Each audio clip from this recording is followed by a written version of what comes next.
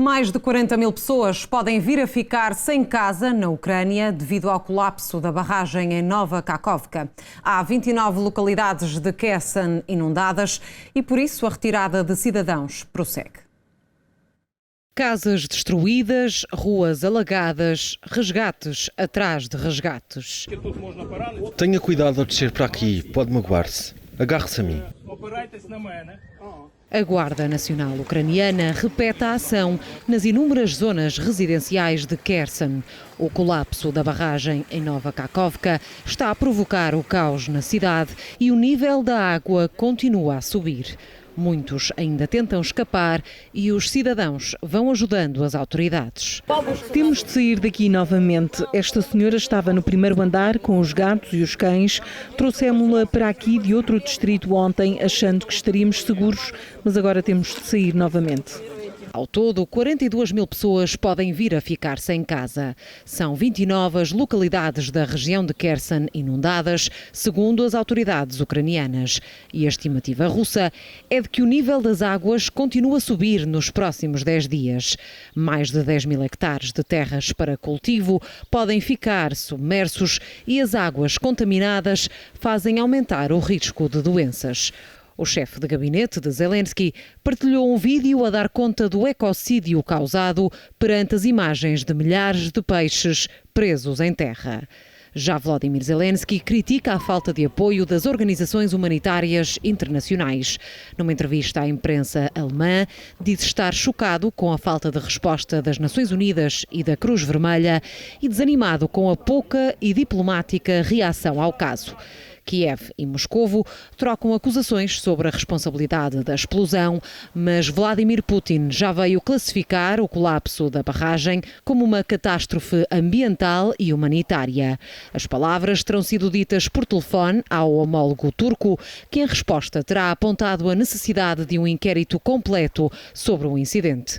Quanto aos restantes confrontos, Moscovo acusa a Ucrânia de aumentar a intensidade dos bombardeamentos na região russa de Belgorod e Kiev confirma que passou à ofensiva na zona de Bakhmut, onde já começou a atacar em várias áreas. O príncipe Harry enfrentou hoje o segundo dia de interrogatório no Tribunal Superior de Londres. Mais hostil em relação às perguntas do advogado do jornal Mirror, Harry garante que foi alvo de escutas e outras práticas ilegais por parte da imprensa e afirma que moveu o processo de forma a travar os ataques constantes à mulher Meghan Markle. Foi sob um forte aparato mediático que o príncipe Harry chegou para o segundo dia de declarações em tribunal. Depois de várias horas de interrogatório, na segunda-feira, o filho mais novo de Carlos III foi novamente alvo das perguntas de Andrew Green, advogado do Mirror Group Newspapers, e do próprio advogado David Sherborne. Mais hostil, envolveu-se em algumas trocas de palavras mais acesas com o advogado do Mirror.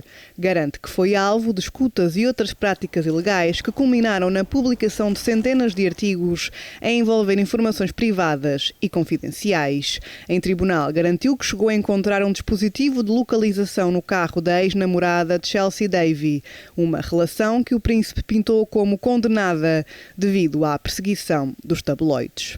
Em tribunal, afirmou ainda que avançou com o processo contra o grupo do Daily Mirror de forma a travar o ódio e perseguição lançados pela imprensa contra a mulher, Meghan Markle. A prestar declarações esteve também Jane Kerr, antiga editora do Mirror, responsável pelos conteúdos relacionados com a família real. Kerr confirmou que deu instruções a alguns detetives privados, mas nunca achou que estivesse a cometer algum tipo de ilegalidade. O grupo de média defende-se, alegando que algumas das declarações de Harry não passam de especulação e que não havia dados sobre o telemóvel que indicassem que Harry tinha sido vítima de escutas telefónicas. Ao fim de quase 7 horas de interrogatório, o Duque de Sussex deixou o tribunal, mas este é apenas o início do processo que conta com pelo menos mais 2 semanas de testemunhas e alegações finais. 2/3 dos portugueses estão insatisfeitos com a luta contra a corrupção na União Europeia. Os dados são do Eurobarómetro do Parlamento Europeu. A menos de um ano das próximas eleições europeias, o Eurobarómetro do Parlamento Europeu foi apresentado esta manhã e os dados não deixam margem para dúvidas. 67% dos portugueses inquiridos estão insatisfeitos com a luta contra a corrupção levada a cabo na União Europeia e apenas 29% estão satisfeitos.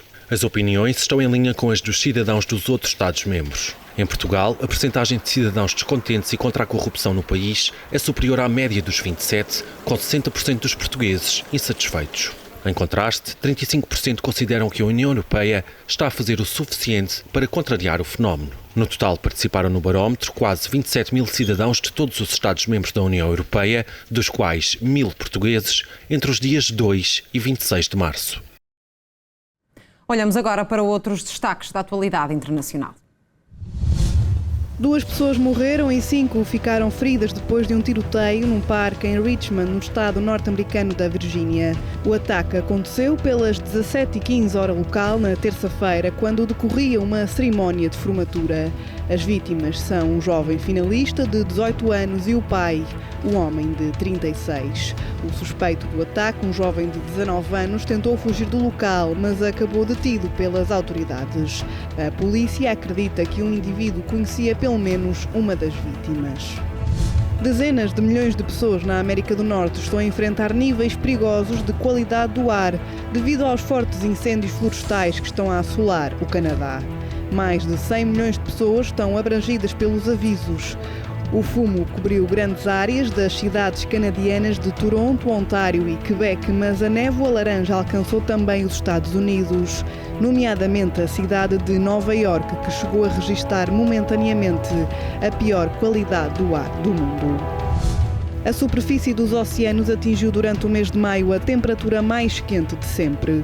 O anúncio foi do Serviço Europeu Copérnicos, que levou em conta a análise de milhares de milhões de dados recolhidos por satélites, navios, aviões e estações meteorológicas em todo o mundo. Já no que diz respeito às temperaturas do planeta como um todo, o mês de maio foi o segundo mais quente de sempre. A polícia espanhola encontrou o corpo de uma mulher desaparecida desde 2014 em Málaga, Espanha. Os restos mortais foram encontrados dentro de uma caixa de madeira escondida dentro de uma parede do sótão de uma casa onde a mulher morava com o companheiro. Sibora Gagani, jovem de 22 anos, de origem albanesa e nacionalidade italiana, morreu às mãos do companheiro da altura, Marco R., de 45 anos, depois de terminar o relacionamento. O homem foi detido no passado dia 27 de maio pelo homicídio de outra mulher, altura em que terá confessado a morte da namorada há 8 anos.